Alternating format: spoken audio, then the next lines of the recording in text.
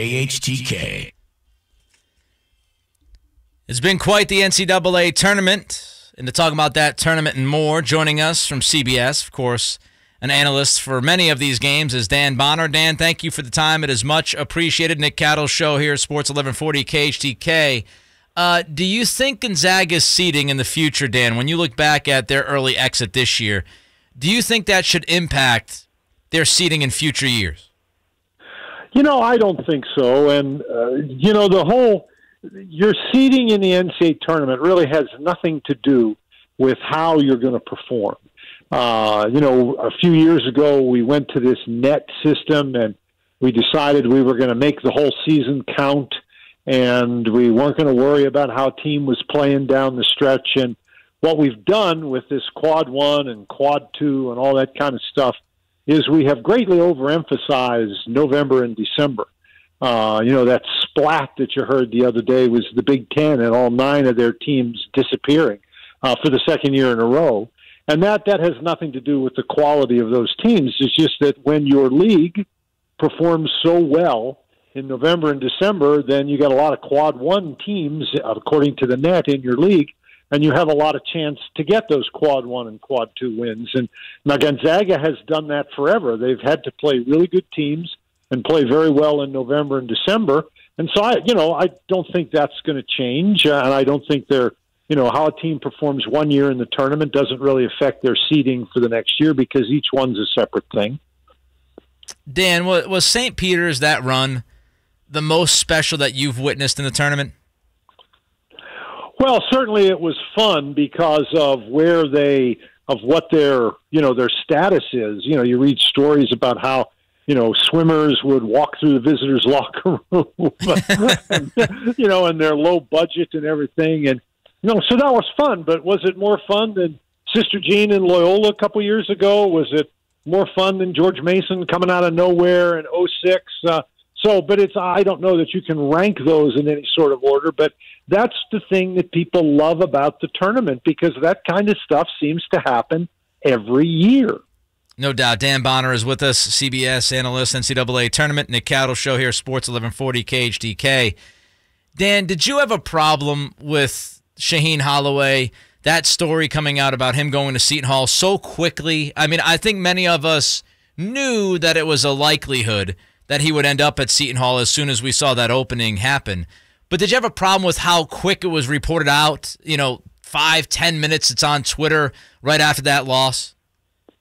No, not really. Not really. I think that if you look back at the way things have operated in college athletics for a long time, that may be a little quick, but any time a coach has a run like that in the NCAA tournament at a smaller school, almost immediately that coach is launched into a larger school, which is why I have no objection to the transfer portal, which is why I have no objection to players being able to move freely because coaches do all the time. And even more than that, schools are now doing it, switching from one league to the other.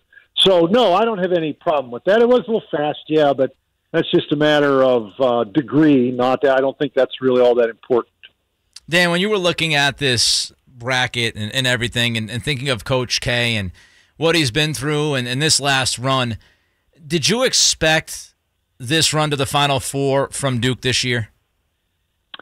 Not really. I think that I think you have to throw out that last regular season game against North Carolina, that whole business, whatever you want to call it, with all the fanfare during that last game, I think put way too much pressure on the kids on the team. And so I think you throw that one out. But you can't throw out the fact that they got drubbed in the ACC tournament by Virginia Tech. Right.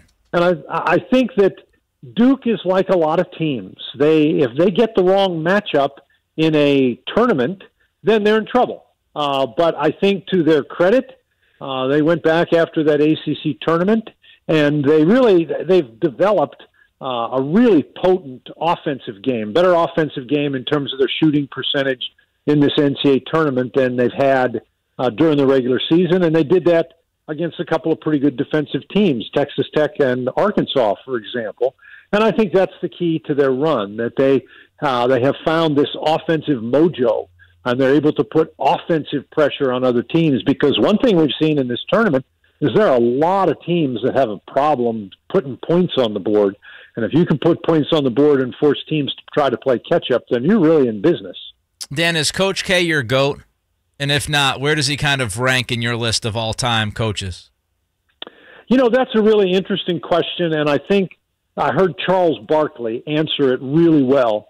When he tried to explain it, it's sort of a generational thing. I would acknowledge that Mike Krzyzewski is the greatest coach of his era, of his generation, if that's the way you want to say it. I don't know that you can look at every other coach who's ever coached and say Mike Krzyzewski is the greatest of all of them, because each era is a little bit different. You know, John Wooden was the greatest coach of his era. Right. And so I think that's the way I would put it, and I agree with Charles about that. Mike Krzyzewski is the greatest coach of his era. There's no question of his era. There's no question in my mind, but, you know, I'm hesitant to say anybody is the greatest in anything when we've been at it for so long. Yeah, I agree with you. When we have those player conversations and the LeBron versus MJ thing that won't go away, different eras, different times, the evolution of the game, et cetera, et cetera. Dan, Bill Self, he's had some early exits with Kansas. Do you give Jay Wright the advantage in that matchup? No, I don't, and I don't because Jay Wright is missing one of his key guys. Yep. This isn't a Villanova team that has one or two outstanding players, a guy that, you know, you just throw the ball to every time the game is on the line. This is one of those, the whole is greater than the sum of the parts teams, and when you lose a key part, that makes it hard to carry on. And let me say that the Moore kid isn't the only one of their parts that's missing.